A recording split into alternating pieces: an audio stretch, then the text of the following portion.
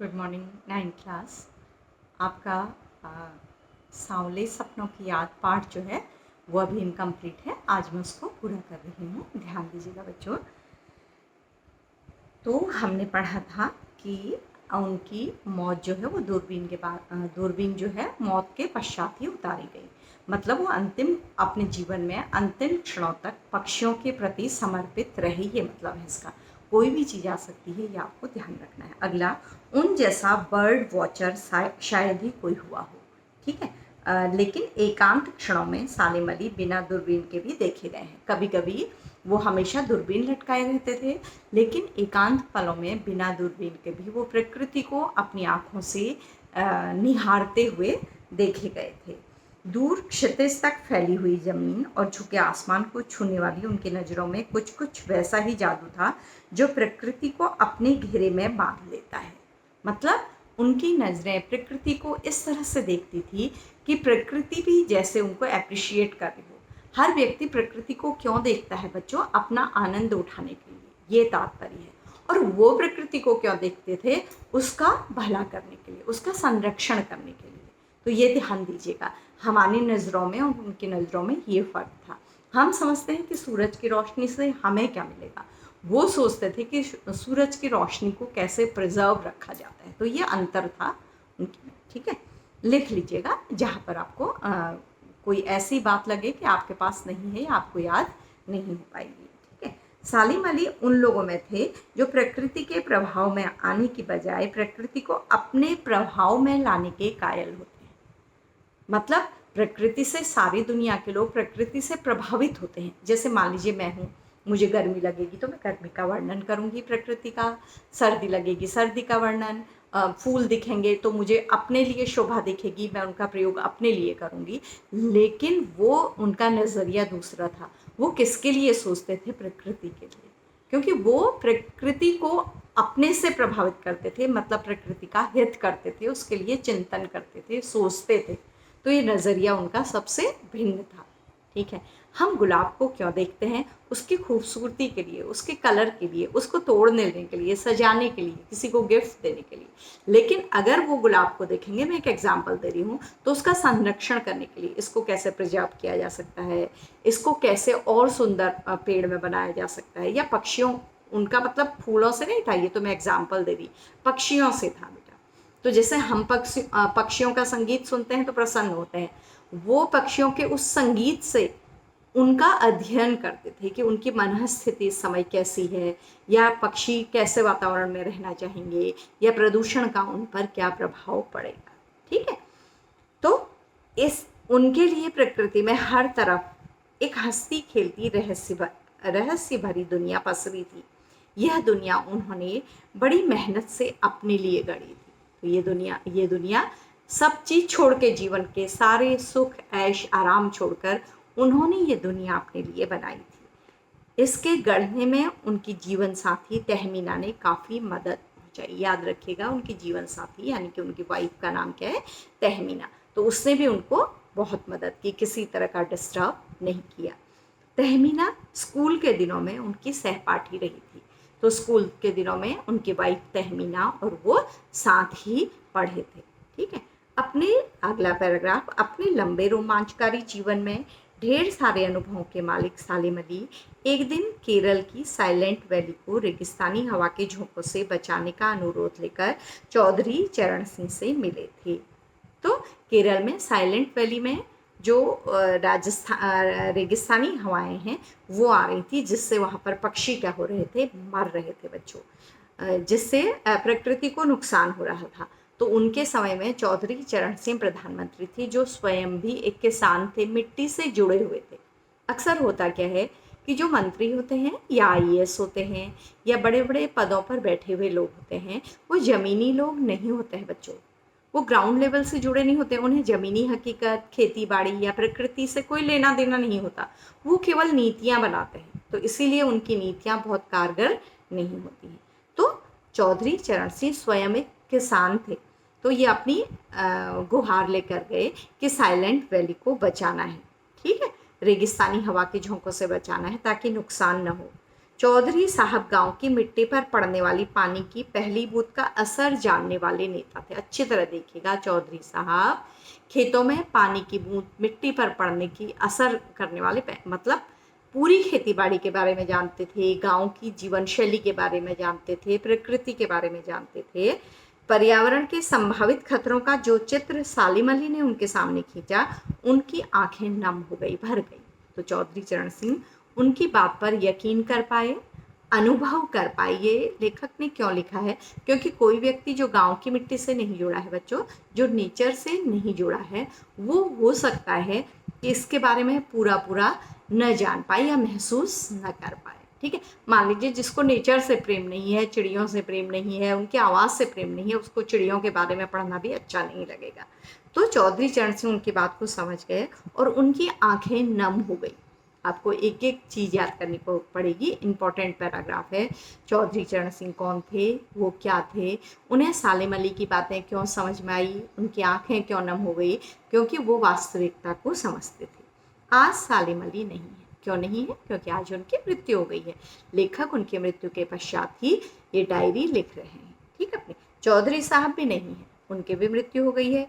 कौन बचा है जो अब सौंधी माटी पर उगी फसलों के बीच एक नई भारत की नींव रखने का संकल्प लेगा? तो लेखक परेशान हैं कि कौन ऐसा जमीन से जुड़ा हुआ व्यक्ति होगा, मिट्टी से जुड़ा हुआ, जो भारत की प्रकृति को संरक्षित करने का सोचेगा। ये लेखक के अंदर की एक चिंता है बच्चों। ठीक है, जो अब हिमालय और लद्दाख की बर्फीली जमीनों पर जीने वाले पक्षियों की वकालत करेगा। क्योंकि चौधरी चरण सिंह जैसे प्रधानमंत्री नहीं हैं और सालिम अली जैसे पक्षी वैज्ञानिक भी नहीं हैं, जो लद्दाख और हिमालय में बर्फीली ज़मीन में चिड़ियों और पक्षियों की रक्षा की चिंता करेगा, उनके बारे में सोचेगा। ठीक है, अगला पैराग्राफ है बच्चों। सालिम अली ने अपनी आत्मकथा का नाम रखा था fall of a sparrow. Sparrow गौरैया, चिड़िया का मतलब कम होना। उन्होंने अपनी आत्मकथा का नाम ही यही लिखा, क्योंकि उनके आत्मकथा में कौन से शामिल थे बच्चों? पक्षी। ठीक है, मुझे याद आ गया, D.H. लॉरेंस की मौत के बाद लोगों ने उनकी पत्नी फ्रीडा लॉरेंस, ये अंग्रेजी लेखक हैं, पक्षियों के बारे में खोज करने वाले व्यक्ति हैं, S.D. लॉरेंस। तो उनकी मौत के बाद उनकी पत्नी से पूछा गया कि लॉरेंस के बारे में कुछ लिखें, कुछ बताएं उनके बारे में। तो पता है उनके वाइफ ने क्या कहा कि मुझसे ज़्यादा मेरे पति के बारे में छत पर बैठी हुई गौरैया जानती है। क्यों कहा होगा बच्चों? ऐसा ध्यान दीजिएगा, क्योंकि वो पत्नी से अधिक टाइम उन चिड़ियों के साथ बिताते थे। तो उसके सेंटेंस में ये बात स्पष्ट होती है कि वो अपने परिवार पर बहुत ध्यान नहीं देते थे। S.D. लॉरेंस किस पर ध्यान देते थे? गौरैया पर, चिड़ियों पर। ठीक है, तो मुझे महसूस होता है मेरी छत पर बैठने वाली गौरैया लॉरेंस के बारे में ढेर सारी बातें जानती है, मुझसे भी ज़्यादा जानती है। तो मुझसे भी ज़्यादा जानती है मतलब मेरे साथ रहने की बजाय वो पक्षियों के साथ रहना पसंद करते थे। S.D. लॉरेंस वो सचमुच इतना खुला खुला और सादा दिल आदमी था। मुमकिन है लॉरेंस मेरी रगों में, मेरी हड्डियों में समाया हो। मेरा पति था वो, मेरा पूरा जीवन उसके साथ बीता है, लेकिन उनका अधिकतर जीवन किसके साथ बीता है? पक्षियों के साथ। लेकिन मेरे लिए कितना कठिन है उसके बारे में अपने अनुभवों को शब्दों का जामा पहनाना, क्योंकि मैंने उनके साथ बहुत समय नहीं बिताया है। उन्होंने मुझसे इतनी बातें भी नहीं की हैं कि मैं अपने अनुभव उनके साथ जो हुए हैं उनको आपको बता सकूं। ठीक है, ये बात उनकी बातों से स्पष्ट होती है, साफ होती है। मुझे यकीन है मेरी छत पर बैठी गौरैया उसके बारे में और हम दोनों के बारे में ही मुझसे ज़्यादा जानकारी रखती है बच्चों। ठीक है, कहने का तरीका है। अगला, जटिल प्राणियों के लिए सालिम अली हमेशा पहेली बने रहेंगे। जटिल प्राणियों के लिए, जो ना समझने योग्य प्राणी हैं, इंसान सबसे जटिल प्राणी है बच्चों, उसके लिए सालिम अली एक पहेली बने रहेंगे। पहेली मतलब ऐसी अनबूझ पहेली जिसका कोई आंसर समझ में नहीं आता, मतलब ऐसा कोई व्यक्ति कैसे हो सकता है। ठीक है, बचपन के दिनों में मतलब वो कैसे पक्षी वैज्ञानिक बन गए, कैसे उन्होंने इतना अध्ययन कर लिया, लोग उनके बारे में क्या प्रकट करेंगे? आश्चर्य प्रकट करेंगे। तो अब जो बताया जा रहा है वो बहुत इंपॉर्टेंट है क्वेश्चन की दृष्टि से। आपको बड़े क्वेश्चन भी तैयार करने हैं सब्जेक्टिव एग्जाम के लिए। तो देखिएगा, ये क्वेश्चन अक्सर आता है कि सालिम अली की जीवन की दिशा को किसने बदल दिया। तो एक घटना ने बदल दिया बेटा, ठीक है। बचपन के दिनों में उनकी एयर गन से घायल होकर गिरने वाली नीले कंठ की वह गौरैया सारी जिंदगी उन्हें खोज के नए नए रास्तों की तरफ ले जाती रही। ये मैंने आपको बताया था ना, पहले ही बताया था कि गौरैया को उन्होंने अपनी एयर गन से घायल कर दिया। एयर गन होती है बच्चों, पक्षी मरता नहीं है, घायल हो जाता है। तो उन्होंने देखा उसके गले पर एक अलग तरह का निशान है। तो उन्होंने उनके चाचा ने एक पक्षी वैज्ञानिक के पास उन्हें भेज दिया, जिन्होंने उन्हें बताया कि ये नीलकंठी गौरैया है जिसके गले में एक निशान है। तो उसके पश्चात उनके लिए पक्षी वैज्ञानिक बनने का एक मार्ग खुल गया, वो पक्षी वैज्ञानिक बन गए। तो यही यहाँ पर लिखा गया है, ठीक है। नीलेकंठ की वह गौरैया सारी जिंदगी उन्हें खोज के नए नए रास्तों की तरफ ले जाती रही। जिंदगी की ऊंचाइयों में उनका विश्वास एक क्षण के लिए भी टिका नहीं। वो कभी अपनी परेशानियों से, पक्षियों के अध्ययन से, अपने उन्नति की राह में आगे बढ़ने से कभी डिगे नहीं, कभी पीछे नहीं हटे। वो लॉरेंस की तरह नैसर्गिक जिंदगी का प्रतिरूप बन गए। लॉरेंस की तरह ही, जो पक्षियों के बारे में अध्ययन करने वाले व्यक्ति थे, उन्हीं की तरह वो प्राकृतिक जिंदगी के पर्याय बन गए। मतलब उनका जीवन पूरा नेचर के लिए ही समर्पित हो गए, ठीक है। अगला बच्चों, सालिम अली प्रकृति की दुनिया में टापू बनने की बजाय अथाह सागर बनकर उभरे थे। तो सालिम अली ने प्रकृति के लिए थोड़ा सा कार्य नहीं किया। टापू का शेप, टापू क्या होता है बच्चों, एक ऐसा भूभाग जो चारों तरफ से पानी से घिरा हुआ छोटा सा भूभाग होता है, ठीक है। बहुत बड़ा भी हो सकता है लेकिन कंपैरेटिवली छोटा होता है महासागर की बजाय। महासागर का तो कोई लिमिट ही नहीं होता। तो यहाँ पर कहा गया है कि सालिम अली प्रकृति की दुनिया में टापू नहीं बने। मतलब उन्होंने प्रकृति को एक छोटे हिस्से तक नहीं देखा, बल्कि अपना पूरा जीवन ही प्रकृति के प्रति समर्पित कर दिया। और वो प्रकृति के अध्ययन के क्षेत्र में क्या बनकर उभरे, महासागर बनकर उभरे। मतलब जीवन भर उसके लिए काम किया। जो लोग उनके भ्रमणशील स्वभाव और उनकी यायावरी से परिचित हैं, जो जानते हैं उनके बारे में कि उन्हें घूमना पसंद था। यायावरी भी घुमक्कड़ी होती है बच्चों, ध्यान दीजिएगा। तो यायावरी से परिचित हैं, उन्हें महसूस होता है, अगर वो लोग इस समय मृत्यु में उनके साथ हैं अंतिम यात्रा में, तो उन्हें महसूस होता है कि वो आज भी पक्षियों की सुराग में ही निकले हैं। तो उन्हें लग रहा है कि वो आज मृत्यु से जीवन के अंतिम पड़ाव की ओर नहीं जा रहे हैं, बल्कि पक्षियों की खोज में ही निकल रहे हैं। मतलब लोग यकीन नहीं कर रहे उनकी मृत्यु हो गई। उनको लग रहा है कि सालिम अली आज भी पक्षियों की खोज में आगे बढ़ रहे हैं, क्योंकि वो व्यक्ति जिंदगी भर यही करता रहा है, ठीक है। और बस अभी गले में दूरबीन लटकाए अपने खोजपूर्ण नतीजों के साथ लौट आएंगे, और उन्हें लग रहा है कि वो अभी जीवित हो जाएंगे और अपने गले में दूरबीन लटकाकर फिर पक्षियों के बारे में खोज कर वापस जीवन में वापस आ जाएंगे। उनकी मृत्यु पर यकीन करना मुमकिन नहीं हो रहा है। मेरी आंखें नम हैं, रुक जाइए, जब तक वो नहीं लौटते क्या उन्हें गया हुआ मान लिया जाए।